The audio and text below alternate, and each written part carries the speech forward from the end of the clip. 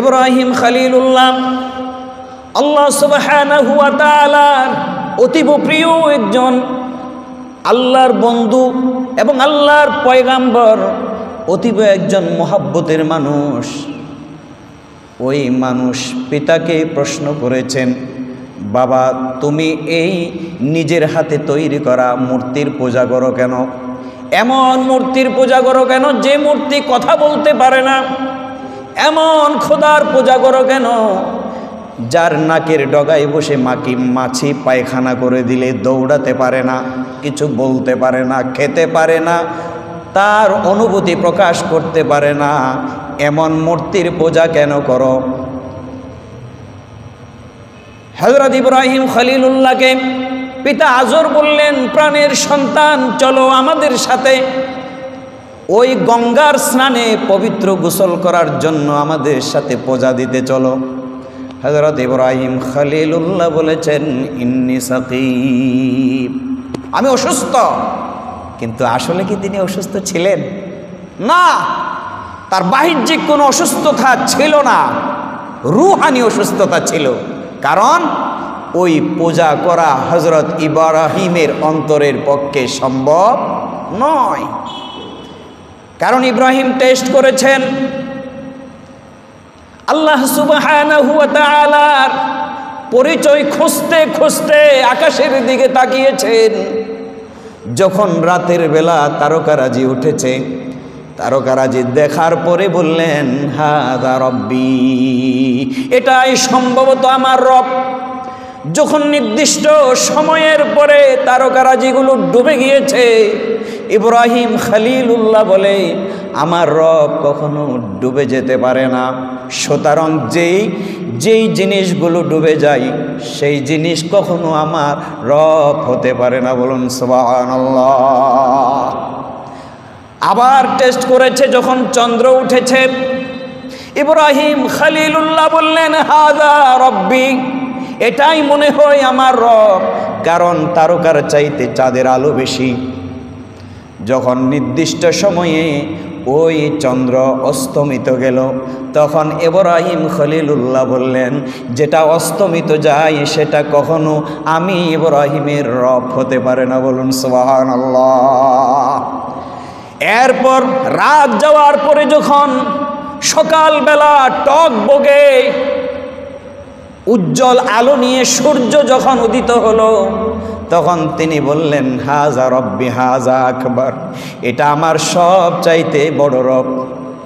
যখন নির্দিষ্ট সময়ের পরে পশ্চিম দিকে যখন সূর্য অস্তমিত গেল, তখন তিনি ঘোষণা দিলেন, ইন্নী ওয়াজ্জাহাতু ওয়াজহিয়া লিল্লাযী ফাতারাস সামাওয়াতি ওয়াল আরদা হানিফাও ওয়া মা আনা মিনাল মুশরিকিন।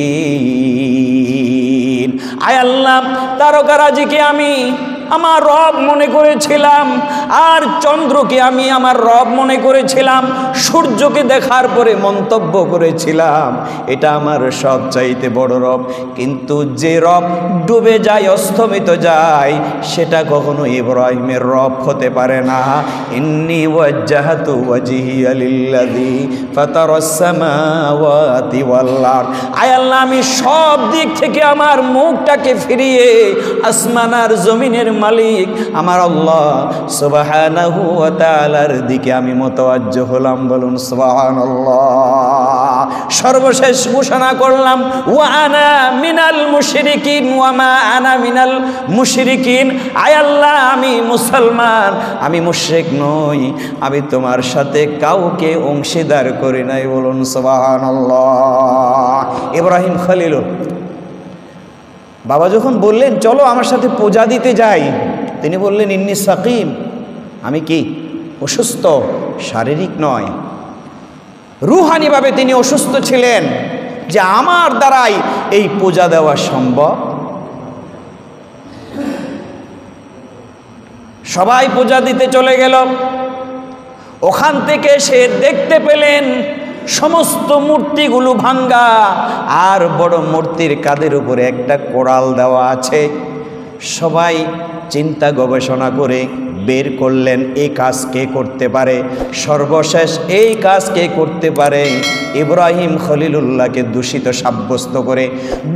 সাব্যস্ত করে ওই নমরুদ হযরত ইব্রাহিম খলিলুল্লাহকে যখন আগুনে নিক্ষেপ করা হলো, হযরত আব্দুল্লাহ ইবনে আব্বাস রাদিয়াল্লাহু তাআলা আনহু বলেন, আনি ইবনে আব্বাস রাদিয়াল্লাহু তাআলা হাসবুনাল্লাহু ওয়া নি'মাল ওয়াকিল নি'মাল মাওলা ওয়া নি'মান নাসির। কখন বলেছেন? হিনা উলকিয়া ফিন্নার, যখন ইব্রাহিম খলিলুল্লাহকে আগুনে নিক্ষেপ করা হলো, জিবরাইল আমিন এসে প্রশ্ন করলেন, জানতে চাইলেন, ওগো আল্লাহর পয়গম্বর, এই মুহূর্তে আপনার কারো সাহায্য আছে কিনা, কারো সাহায্যের প্রয়োজন আছে কিনা? হযরত ইব্রাহিম খলিলুল্লাহ জবাব দিলেন, হাসবুনাল্লাহু ওয়া নি'মাল ওয়াকিল নি'মাল মাওলা ওয়া নি'মান নাসির। আমার জন্য আমার আল্লাহই যথেষ্ট, সুতরাং কারো সাহায্যের প্রয়োজন নাই। আল্লাহ রাব্বুল আলামিনের উপরে ডিপেন্ড করেছেন, তাওয়াক্কুল করেছেন আল্লাহর উপরে। এই জন্য আল্লাহর পয়গম্বরকে আল্লাহ রাব্বুল আলামিন আগুন থেকে বাঁচিয়ে দিয়েছেন। বলুন সুবহানাল্লাহ। আগুনের উপরে হুকুম জারি করেছেন, কুলনা ইয়া নারু কুনি বারদাও ওয়া সালামান আলা ইব্রাহিম। হে আগুন, আমার বন্ধু জিবরাইল আমিনের প্রশ্নের জবাবে যে মন্তব্য করেছে, আমি আল্লাহ সন্তুষ্ট হয়ে গিয়েছি, কারণ ইব্রাহিম আমার জন্য আগুনে পুড়ে মরতেও দ্বিধা নাই, তার কোনো আপত্তি নাই। সুতরাং আমি ইব্রাহিমের উপরে সন্তুষ্ট হয়ে গেলাম। তুমি আমার ওই খলিলুল্লাহর একটা পশম যাতে পোড়া না যায়, সেজন্য তুমি তার জন্য নাতিশীতোষ্ণ হয়ে যাও। বলুন সুবহানাল্লাহ। ইব্রাহিম খলিলুল্লাহকে যে 10টা পরীক্ষা করেছেন, তার মধ্যে অন্যতম পরীক্ষা হচ্ছে আগুনে নিক্ষেপ করা। খোদার গোলামেরা, ইবাদত কবুল হওয়ার জন্য পূর্ব শর্ত হলো হালাল রিজিক। আপনি আমি যদি হালাল রিজিক যদি বক্ষণ করার মাধ্যমে আল্লাহর গোলামি করি, একবার সিজদা দিবেন তো মাওলা আপনাকে 10 বার গ্রহণ করে নেবেন। বলুন সুবহানাল্লাহ। আল্লাহর উপরে ডিপেন্ড করতে হবে। আল্লাহ রাব্বুল আলামিন বলেন, বান্দারে, আমার উপরে ইব্রাহিম যেভাবে ডিপেন্ড করেছেন, তাওয়াক্কুল করেছেন, সেভাবে যদি আমার উপরে তোমরা তাওয়াক্কুল করো, আমি আল্লাহ হালাল রিজিকের ভেতরে অফুরন্ত বরকত দিয়ে দিব। বলুন সুবহানাল্লাহ। আল্লাহ রাব্বুল আলামিন বলেন, ওয়া ইয়ারযুকুহু মিন হাইথু লা ইয়াহতাসিব ওয়া মান ইয়াতাওয়াক্কাল আলাল্লাহি ফাহুয়া হাসবুহু ইন্নাল্লাহা বালিগু আমরিহি ক্বাদ জাআলাল্লাহু লিকুল্লি শাইইন কদরা। আল্লাহ রাব্বুল আলামিন বলেন, ওয়া ইয়ারযুকুহু, আমি তাকে রিজিক দেব, মিন হাইসু লা ইয়াহতাসিব, এমন জায়গা থেকে আমি আমার গোলামের রিজিকের ব্যবস্থা করব, যে স্থান থেকে আমি তাকে রিজিক দেব, হাইসু লা ইয়াহতাসিব, সেই স্থানের বিষয়ে, সেই জায়গার বিষয়ে খোদার গোলাম কখনো কল্পনাও করে নাই। বলুন সুবহানাল্লাহ। এমন জায়গা থেকে আপনার জন্য আমার জন্য আল্লাহ সুবহানাহু ওয়া তাআলা রিজিকের ফয়সালা করে দিবেন, যেটা আপনি আমি জীবনে কল্পনাও করি নাই। এজন্য আল্লাহ রাব্বুল আলামিন বলেন, ওয়া মান ইয়াতাওয়াক্কাল আলাল্লাহি, যেই ব্যক্তি আল্লাহর উপরে তাওয়াক্কুল করবেন, ডিপেন্ড করবেন, ফাহুয়া হাসবুহু, তার জন্য আমার আল্লাহ যথেষ্ট হয়ে যায়। বলুন সুবহানাল্লাহ। প্রিয় হাজরিন, আমরা তো আল্লাহর উপরে তাওয়াক্কুল করার বিষয়টা ভুলেই গিয়েছি।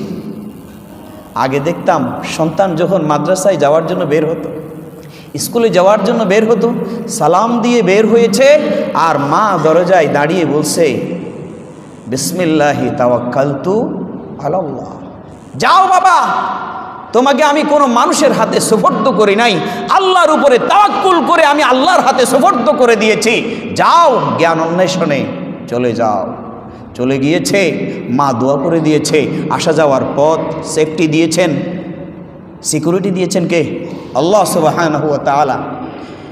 এখন তো বিসমিল্লাহি তাওয়াক্কালতু আলাল্লাহ, এই কথা তো আমাদের অনেক মা বোনেরা জানেই না যে আমার বাচ্চাটাকে আমি বিদায় দেওয়ার সময় এই কথাটাই বলি। আল্লাহ রাব্বুল আলামিন বলেন, ইন্নাল্লাহা বালিগু আমরিহি, আল্লাহ তার ইচ্ছা পূরণ করবেনই। কদ জাআলাল্লাহু লিকুল্লি শাইইন কদরা, আল্লাহ সব কিছুর জন্য স্থির করে রেখেছেন নির্দিষ্ট মাত্রা। বলুন সুবহানাল্লাহ। কতটুকু খাবেন, কতদিন বাঁচবেন, সব কিছু আল্লাহ রাব্বুল আলামিন দুনিয়াতে আসার আগে আপনার আমার তকদিরে আল্লাহ লিখে দিয়েছেন। সুবহানাল্লাহ বলবেন না? কত চাই, এত বেশি চাই, সর্বশেষ চাইতে চাইতে চাইতে এত বেশি দুনিয়ার জন্য পাগল হয়ে গিয়েছি, ক্ষমতার জন্য, চেয়ারের জন্য পাগল হয়ে গিয়েছি, মাওলাকে ভুলে গিয়েছি। শেষ পর্যন্ত যাওয়ার সময় রান্না করা ভাতটাও কপালে জুটে নাই, এক কাপড়েই চলে যেতে হয়েছে। এজন্য দুনিয়ার জন্য বেশি পাগল হওয়া যাবে না। মাওলার উপরে ডিপেন্ড করেন তো আপনার চেয়ার ঠিক থাকবে, মাওলার উপরে তাওয়াক্কুল করেন তো আপনার রিজিক ঠিক থাকবে। আপনাকে অপমানিত হয়ে দেশ ছেড়ে চলে যেতে, একজন মানুষের জন্য কত টাকা লাগে, একজন মানুষের সুখের জন্য কয়টা গাড়ি লাগে, কয়টা বাড়ি লাগে, কত সম্পদ লাগে। মানুষ অস্থির হয়ে গেছে সম্পদের জন্য, ক্ষমতার জন্য, চেয়ারের জন্য। একদল চলে গেছে, আরেক দল শুরু করেছে। এ জাতের মুসলমান আমাদের দেশে আছে না? নাই, আছে না? একদল চলে গিয়েছে, আরেক দল শুরু করেছে, বলে আমি না করলে ওইটা খাবেটাকে। আল্লাহ। 2 নাম্বার, আল্লাহর হাবিব সাল্লাল্লাহু আলাইহি ওয়াসাল্লাম বলেন, যদি আমার উম্মতেরা দুনিয়ার জমিনে রিজিক যদি ফারাগাত করতে চায়, রিজিকে যদি বারাকা চাই, তাহলে 2 নাম্বার মেডিসিন হচ্ছে রেহমি সম্পর্ক ঠিক রাখা। বলুন সুবহানাল্লাহ। আল্লাহর হাবিব বলেন, আনা আবি হুরায়রা রাদিয়াল্লাহু তাআলা قال سمعت رسول الله صلى الله عليه وسلم, আল্লাহর পয়গম্বর বলেন, আবু হুরায়রা বলেন, আমি রাসূলকে বলতে শুনেছি, ইয়াকুলু মান সাররাহু ইয়াবসুতু লাহু ফি রিজকিহি ওয়া আন ইয়াসআলাহু ফি উমরিহি ফালইয়াসিল রাহিমা। আল্লাহর পয়গম্বর বলেন, উম্মত রে, যদি রিজিক বাড়াইতে চাও, যদি রিজিকে বারাকা আনতে চাও, তাহলে আত্মীয়তার সম্পর্ক ঠিক রাখো, স্ত্রীর সাথে সম্পর্ক ঠিক রাখো। আল্লাহর হাবিব বলেছেন, কোনো সংসারে যদি কোনো স্বামী স্ত্রীকে কষ্ট দিয়ে দেয় আর স্ত্রী যদি চোখের পানি ছেড়ে দেয়, ওই সংসারে কোনো দিন বারাকা আসবে না, রিজিকে কখনো ফারাগাত আসবে না। স্ত্রী অন্যায় করলে তাকে শাসন করবেন, বোঝাবেন, উপদেশ দিবেন, কিন্তু তার চোখ দিয়ে পানি বের হয় এমন কাজ করবেন না। আল্লাহ রসুল বলেছেন যে তুমি আত্মীয়তার সম্পর্ক যদি ঠিক রাখো, তোমার স্ত্রীর চোখ দিয়ে যদি পানি বের না হয়, তাহলে তোমার রিজিকে আল্লাহ বারাকা দিয়ে দিবে। সুবহানাল্লাহ বলবেন না? এই রিজিকের জন্যই তো সব যুদ্ধ, ঠিক না বাবা? টিচারকে জিজ্ঞেস করবেন, আপনি শিক্ষকতার পাশাপাশি আর কি করেন? বলে আমি ছোটোখাটো ব্যবসা করি। আর কি করেন? বলে টিউশনি করি। আর কি করেন? বলে আমি কোচিং করাই। তো এত কষ্ট কেন? একটা করলে চলে না? বলে বাবা হয় না, লাগে, আরও লাগে।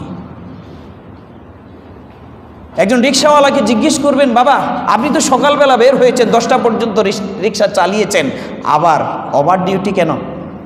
বলে আরও লাগে, আরও লাগে। সব যুদ্ধ শুধু রিজিকের জন্য। কিসের জন্য? রিজিকের জন্য। আল্লাহর হাবিব সাল্লাল্লাহু আলাইহি ওয়াসাল্লাম বলেন, মান সাররাহু ইয়াবসুতু লাহু ফি রিজকিহি, উম্মত রে তোমরা যদি কেউ রিজিকে বারাকা আনতে চাও, অফুরন্ত রিজিক যদি আল্লাহর কাছ থেকে পেতে চাও, তাহলে ফালিয়াসিল রাহিমাহু, তোমার আত্মীয়তার সম্পর্ক ঠিক রাখো। বলুন সুবহানাল্লাহ। কেমনে ঠিক থাকবে? ভাইয়েরা তো বোনের সম্পত্তি দেয় না, এরকম অনেক আছে না? যাও আবার গড়িমসি করে দেয়, তাদের বিলের মাঝখানে যাগই, এটা বিড়াত ফাতি ন।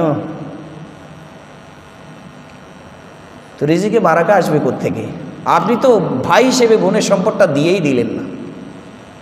এমনও সমাজে মানুষ আছে যে ভাইয়ের সম্পদটা ভাইয়ে দেয় না। কত অজুহাত, ডান হাত বাম হাত, এরপরে আরো কত অজুহাত, সব দিয়ে 7 ৫ 14 দুটিয়া নৈধ্য কত জাতের হিসাব কিতাব করে কেমনে সম্পদটা খেয়ে ফেলবে এই চিন্তা সব সময় মাথায় থাকে। তো রিজিকে বারাকা আসবে কোত্থেকে? রিজিকে বারাকা আসার জন্য আত্মীয়তার সম্পর্ক ঠিক রাখতে হবে। বোনের হক, ভাইয়ের হক, যার হক তাকে দিয়ে দিতে হবে, তাহলে রিজিকে বারাকা আসবে। এরপর আল্লাহর হাবিব সাল্লাল্লাহু আলাইহি ওয়াসাল্লাম বলেন, ওয়া আইয়াস আলাহু ফি উমরিহি, উম্মত রে যদি দীর্ঘ হায়াত কামনা করো, যদি লম্বা হায়াতের আশা করো, তাহলে আত্মীয়তার সম্পর্ক ঠিক রাখো। যেতে না পারলেও মোবাইল করে খবরাখবর নাও, তাহলে দেখবা আল্লাহ রাব্বুল আলামিন যেই কাজ তুমি 60 বছরে 100 বছরে করতা, ওই কাজ আমার আল্লাহ তোমাকে দিয়ে 50 বছরে করিয়ে নিবে। বলুন সুবহানাল্লাহ। হায়াত বাড়া মানে 40 বছর বাঁচবেন, তা 50 বছর হবে তা নয়। অর্থাৎ আপনি 100 বছরে যে কাজ করতেন, আল্লাহ আপনাকে 50 বছরের ভেতরে সেই কাজ করার তৌফিক দিয়ে দিবেন। সুবহানাল্লাহ বলবেন না? এমন জীবন করিবে ঘটন, মরিলে হাসিবে তুমি, কাঁদিবে ভুবন। এমন জীবন তুমি করিবে গঠন, মরিলে হাসিবে তুমি, কাঁদিবে ভুবন। এমন একটা জীবন তৈরি করেন যেই জীবন চলে গেলে মানুষ কান্না করবে আর আপনি হাসবেন। এখন দেখা যায় অনেক মানুষ মারা গেলে ইন্না লিল্লাহ জায়গায় ফেসবুক শরীফে কি লিখে দেয়?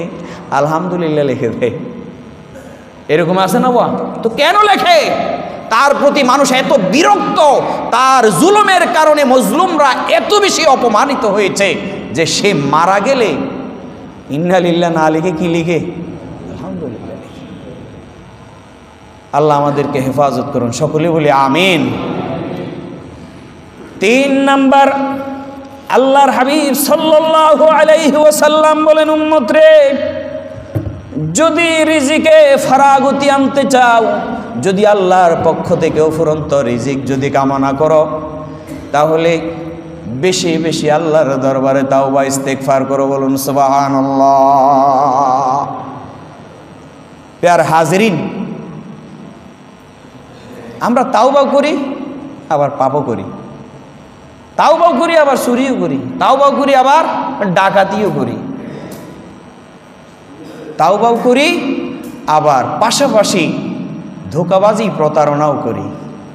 এই তাওবা দিয়ে আপনি আল্লাহর কাছ থেকে রিজিকে বারাকা পাবেন। আল্লাহর হাবিব সাল্লাল্লাহু আলাইহি ওয়াসাল্লাম বলেন, আত-তাইবু মিনায-যামবি কামান লা যামবা লাহু।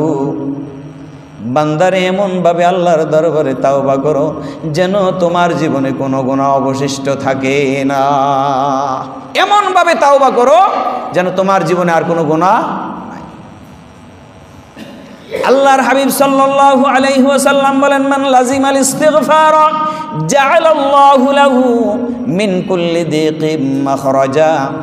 আল্লাহর হাবিব সাল্লাল্লাহু আলাইহি ওয়াসাল্লাম বলেন, উম্মত রে আল্লাহর দরবারে বেশি বেশি তাওবা করো, তাহলে আল্লাহ সুবহানাহু ওয়া তাআলা যত সংকট আছে সমস্ত সংকট উত্তরণের উপায় আল্লাহ ব্যবস্থা করে দিবেন। বলুন সুবহানাল্লাহ।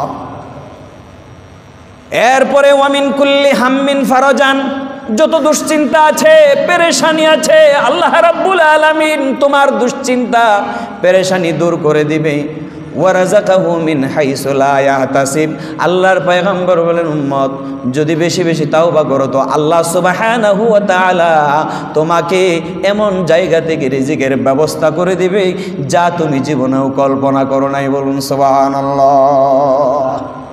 প্রিয় হাজরিন, আমরা তো রিজিকটাকে মনে করি ভাত, রিজিক মানে মনে করি রুটি, রিজিক মানে মনে করি হালুয়া। না না না,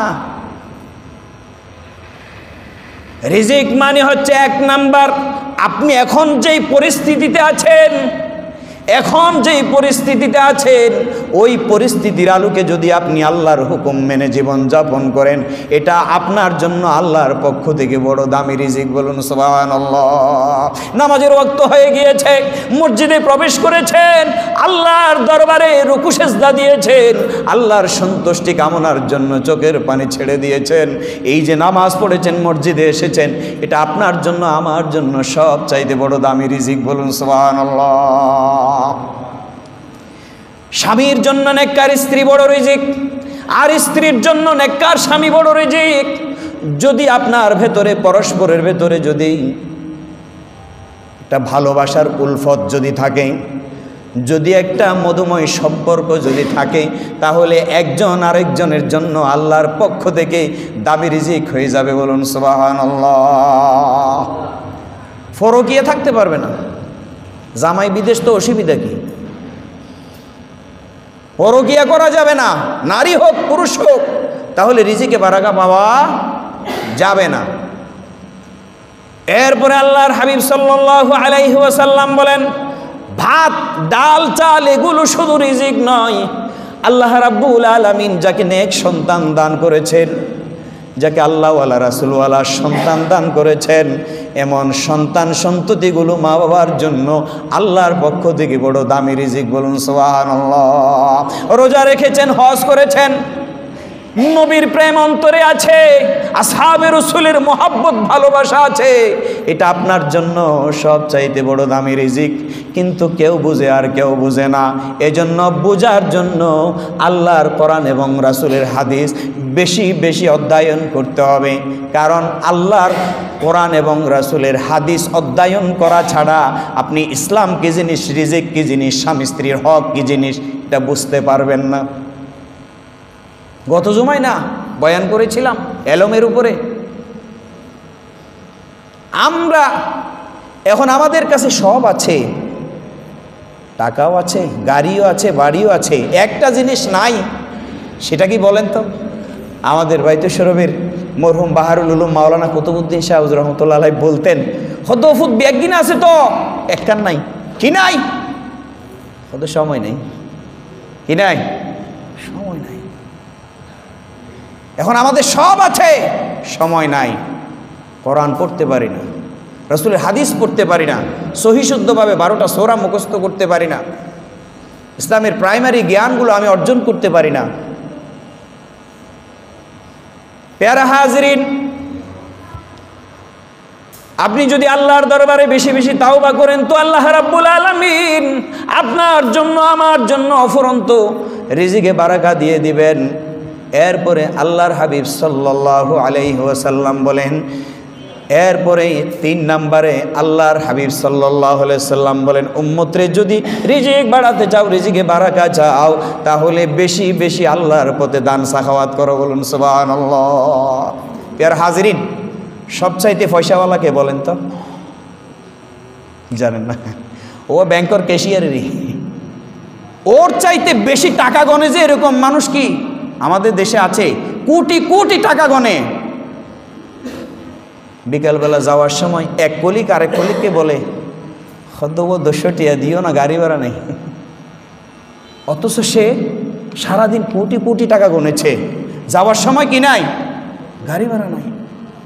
প্রশ্ন করে, দোস্ত তুই তো আজকে সারাদিন কোটি কোটি টাকা গণনা করেছিস, এত টাকা থাকার পরেও তোর আবার 10 টাকা গাড়ি ভাড়া লাগে কেন?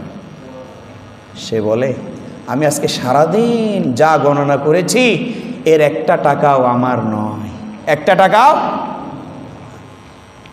আল্লাহর হাবিব সাল্লাল্লাহু আলাইহি ওয়াসাল্লাম বলেন, উম্মত রে, পৃথিবীতে আমার বলতে কিচ্ছু নাই, আমার বলতে কিচ্ছু নাই। কিন্তু তিনটা জিনিস আমার বলতে আছে। নবীর সাহাবীরা প্রশ্ন করলেন, ইয়া রাসূলুল্লাহ, ইয়া হাবিবাল্লাহ, ওই তিনটা জিনিস কি? আল্লাহর হাবিব সাল্লাল্লাহু আলাইহি ওয়াসাল্লাম বললেন, এক নাম্বার হচ্ছে হালাল রিজিক খাওয়ার পরে যেটা খেয়ে ফেলেছো এটা তোমার, আর হালাল টাকা দিয়ে যে পোশাক পরিধান করেছো, পুরান করে ফেলেছো, এটা তোমার, আর মাওলার জন্য, আমার আল্লাহর জন্য যা করেছো ওটা আল্লাহ রাব্বুল আলামিন তোমার জন্য রাখবেন। বলুন সুবহানাল্লাহ। আমার বলতে কিচ্ছু নাই, মাওলার জন্য যেটা আমরা করেছি সেটা কার? আমার। খিদে টিদে লাগছে মনে হয়। মাওলার জন্য যেটা করেছি সেটা কার? আল্লাহর জন্য যেটা করেছি সেটা আমার। এই জন্য টাকা আমার না বাবা, আমিও আমার না, আমরা কার? আরো জোরে বলেন, টাকাও আমার না, আমিও আমার না, আমরা কার? ওই ব্যাংকের ক্যাশিয়ারের মতো সারা দিন টাকা গুনতে পারবেন, কিন্তু টাকা আপনার না। যাওয়ার সময় 10 টাকা হাওলাত করে রিক্সা ভাড়া দিয়ে যেতে। এই জন্য আমিও যেহেতু আমার নয়, আমার সম্পদও আমার নয়, সুতরাং যতক্ষণ আছি দান করব কার পথে? আরো জোরে, দান করব কার পথে? এই জন্য মসজিদে আসার সময় বেশি করে টাকা নিয়ে আসবেন, কারণ উত্তম দানের উত্তম জায়গা হচ্ছে আল্লাহর ঘর, মসজিদ। উত্তম দানের উত্তম জায়গা হচ্ছে কি? আল্লাহর ঘর, মসজিদ। আল্লাহ রাব্বুল আলামিন বলেন, কুল ইন্না রাব্বি ইয়াবসুতুর রিজকা লিমান ইয়াশাউ মিন ইবাদিহি ওয়া ইয়াকদিরু লাহু ওয়া মা আনফাকতুম মিন শাইইন ফাহুয়া ইউখলিফুহু ওয়া হুয়া খায়রুর রাযিকিন। আল্লাহ যাকে চায় তাকে অগণিত রিজিকের ব্যবস্থা করে দেয়, আবার আল্লাহ যাকে চায় তার রিজিক কি দেয়? কমিয়ে দেয়। এই জন্য বাবারা, জোয়ার ভাটা কিন্তু শুধু নদীতে নয়, জোয়ার ভাটা মানুষের জীবনেও আছে। এমনও মানুষ আমাদের দেখা আছে যারা এক সময় এসির নিচে থাকতো, এসি গাড়িতে চড়তো, কিন্তু এখন ওয়াক্তের ভাত ওয়াক্তে খেতে পারে না। এমনও মানুষ আমাদের সমাজে আছে কি নাই? কিন্তু আবার এমনও মানুষ দেখেছি যারা ওয়াক্তের ভাত ওয়াক্তে খেতে পারে নাই, কিন্তু এখন তারা এসি গাড়িতে চড়ে আর এসি রুমে থাকে। দেওয়ার মালিককে, আরে জোরে, দেওয়ার মালিককে। এই জন্য আল্লাহ সুবহানাহু ওয়া তাআলার জন্য কিছু একটা করেন, সেটা কি? ওয়ামা আনফাকতুম মিন শাইইন, আল্লাহ যে রিজিক দিয়েছেন এটা তো আমার নয়, এটা আল্লাহর। আমি এই জন্য আল্লাহর দেওয়া রিজিক থেকে আমি আল্লাহর পথে কিছু ব্যয় করলাম, এটা আমার জন্য নাজাতের জারিয়া হয়ে যাবে। বলুন সুবহানাল্লাহ। এরপরে আল্লাহর হাবিব সাল্লাল্লাহু আলাইহি ওয়াসাল্লাম বলেন, উম্মত রে, যদি রিজিকে বারাকা চাও, রিজিক যদি বাড়াতে চাও, তাহলে ঘন ঘন হজ করো আর উমরা করো। জনগণের পয়সা মারি দি হজ করলে উমরা করলে কি রিজিক বাড়বে? কথা বলেন। আহা, কত মানুষ আজকে তার আমানতের টাকা পাচ্ছে না। একজন গ্রাহক বলছে যে, ভাই আমার টাকাগুলো যদি দিতে না পারো, এই বিপদের সময়ে একটা গুলি করে আমাকে মেরে ফেলাও, গুলি করে আমাকে মেরে ফেলাও। জনগণের টাকা দিয়ে আপনি হজ করে ফায়দা কি? হজ যদি এরকম 1 কোটিও করেন, আল্লাহর দরবারে ওই হজ আপনার গ্রহণযোগ্য হবে না। আল্লাহর হাবিব সাল্লাল্লাহু আলাইহি ওয়াসাল্লাম বলেন, তাবিউ বাইনাল হজ্জি ওয়াল উমরা فإنها ينفيان الفقر والذنوب كما ينفي الكير خبث الحديد والذهب والفضة وليس للحجة المبرورة ثواب إلا الجنة। আল্লাহর পয়গম্বর বলেন, হজের পর উমরা করো, উমরার পর হজ করো, তাহলে এই হজ এবং উমরা যদি তোমার হালাল টাকা দিয়ে হয়, তাহলে ইয়ানফিয়ানিল ফাকরা ওয়াজ যুনুব, তোমার দারিদ্রতা এবং তোমার গুনাহগুলো আল্লাহ রাব্বুল আলামিন মিটিয়ে দিবেন। বলুন সুবহানাল্লাহ। কেমন মিটিয়ে দিবেন? আল্লাহর হাবিব সাল্লাল্লাহু আলাইহি ওয়াসাল্লাম বলেন, কামা ইয়ানফিল কিরু খাবাসাল হাদিদা ওয়াজ যাহাবা ওয়াল ফিদ্দা, লোহাতে, রূপাতে, স্বর্ণতে যদি কোনো ময়লা মরিচিকা যদি ধরে যায়, এটাকে হাতুড়ি দিয়ে, হাপড় দিয়ে পিটিয়ে যেভাবে করে তার মরিচিকাগুলো বিদূরিত করা হয়, আল্লাহ রাব্বুল আলামিন হালাল টাকা দিয়ে উমরা করলে, হালাল টাকা দিয়ে হজ করলে আল্লাহ রাব্বুল আলামিন হাতুড়ি দিয়ে পিটিয়ে পিটিয়ে গুনাহগুলো মাফ করে দিবেন আর অসংখ্য রিজিকের ব্যবস্থা করে দিবেন। বলুন সুবহানাল্লাহ। এই জন্য প্রকৃত হাজি যারা, তারা কিন্তু হজ করে আসার পরে অসম্মানিত হন, আল্লাহ তাদের সম্মানকে অক্ষুণ্ণ রাখে। সুবহানাল্লাহ বলবেন না? আবার অনেক হাজি আসার পরে, হজ করে আসার পরে হাজি সাহেব এত বেশি বাজে কাজ করে, মানুষ সর্বশেষ হাজিটাকে ফাজি বানিয়ে দেয়। এ জাতের হাজি আমাদের দেশে আছে না নাই? আছে না? আমরা এরকম হাজি হতে চাই না। হালাল রুজি দিয়ে এমনভাবে হজ করব যেন আসার সময় মাসুম হয়ে আসতে পারি। আল্লাহ আমাদেরকে তাওফিক দান করুন, সকলে বলি আমিন। এরপরে আল্লাহর হাবিব সাল্লাল্লাহু আলাইহি ওয়াসাল্লাম বলেন, উম্মতরে যদি রিজিকে বারাকা চাও, অফুরন্ত রিজিক যদি চাও, তাহলে দুর্বলদের প্রতি সদয় হও, যারা ফকির গরিব মিসকিন আছে তাদের প্রতি সদয় হও, তাহলে আরশের মালিক তোমার জন্য সদয় হয়ে যাবেন। বলুন সুবহানাল্লাহ। আল্লাহর হাবিব বললেন, হাল তুনসারুনা ওয়া তুরজাকুনা ইল্লা বিদুআফাইকুম, বান্দারে আমি তোমাদেরকে যে রিজিক দেই, ওই রিজিক তোমাদের জন্য দেই না, তোমাদের সাথে গরিব মিসকিন অসহায়রা আছে, এই জন্য আমি আল্লাহ তোমাদেরকে রিজিক প্রদান করি। বলুন সুবহানাল্লাহ। আর যদি তোমার রিজিক থেকে গরিবকে দাও, অসহায়কে দাও, এতিমকে দাও, মিসকিনকে দাও, বিধবাকে দাও, তাহলে আমি আল্লাহ রাব্বুল আলামিন, আমি আল্লাহ রাব্বুল আলামিন তোমার রিজিকের ভিতরে অফুরন্ত বারাকা দিয়ে দিব। বলুন সুবহানাল্লাহ। প্রিয় হাজিরিন, আপনি মিথ্যা কথা বলে ব্যবসা করেছেন, কাপড় কিনেছেন 500 টাকা দিয়ে, আর ক্রেতা থেকে নিয়েছেন 2500 টাকা, কসম করেছেন মিথ্যা কসম। এই মিথ্যা কসম খেয়ে আপনি যে ব্যবসা করেছেন, এই ব্যবসা কি আপনার জন্য হালাল না হারাম? আর জোরে বলেন, হালাল না হারাম? এই জন্য শপথ করে মিথ্যা কথা বলে ব্যবসা করবেন না। যদি এই ব্যবসার টাকা দিয়ে আপনি হজ করেন, উমরা করেন, গরিবকে দান করেন, এটা দিয়ে আপনি কোনো ফায়দা, কোনো বেনিফিট আল্লাহর কাছ থেকে পাবেন?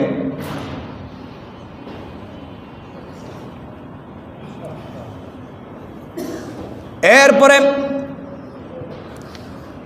আল্লাহর হাবিব সাল্লাল্লাহু আলাইহি ওয়াসাল্লাম বলেন, উম্মত রে, যদি রিজিকে যদি ফারাগা চাও, রিজিকে যদি বারাকা চাও, তাহলে আল্লাহর ইবাদতের জন্য সময় বের করো। বলুন সুবহানাল্লাহ। সব আছে কি নাই? সময় নাই। সব আছে কি নাই? সময় নাই। নিজের কাজ আগে না আল্লাহর কাজ আগে? আবার বলেন, নিজের কাজ আগে না আল্লাহর কাজ আগে?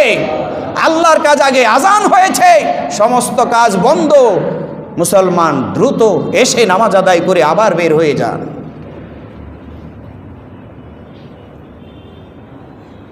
মুসলমান বৈরাগ্যতাবাদকে গ্রহণ করে না। গদ্দুয়ার বউফুয়া ফালাই দিয়ে মিকে যাইবা কই, এটা ইসলাম সমর্থন করে না।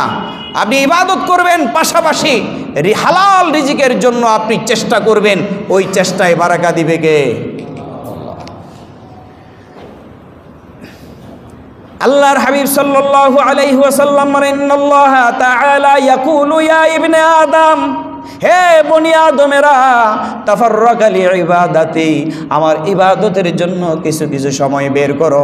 ইমলা সাদরাকা গিনান ওয়া আশাদ্দু ফাকরাকা, যদি আমার সময় নিয়ে আমি আল্লাহর ইবাদত করো, গোলামি করো, তাহলে আমি আল্লাহ রাব্বুল আলামিন তোমার অন্তরটাকে ধনাঢ্যতা দিয়ে, রিজিক দিয়ে আমি ভরপুর করে দেব। ওয়া আশাদ্দা ফাকরাকা, আর তোমার দারিদ্রতা আমি আল্লাহ বিমোচন করে দেব। বলুন সুবহানাল্লাহ।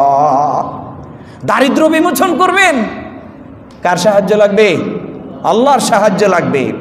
এরপর ওয়াইল্লাম তাফআল মালাতু সাদরাকা শাগালান ওয়ালাম আশাদ্দু ফাকরাক, আল্লাহর পয়গম্বর বলেন, উম্মত রে, আল্লাহ রাব্বুল আলামিন বলেছেন, যদি আল্লাহর ইবাদত বন্দি করার জন্য যদি সময় বের না করো, তাহলে তোমার অন্তরটাকে ব্যস্ততা দিয়ে ভরপুর করে দিবে।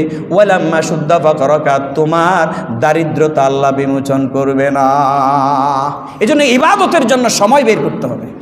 কি বের করতে হবে? সময় বের করতে হবে। আমাদের সব আছে বাবা, কি নাই?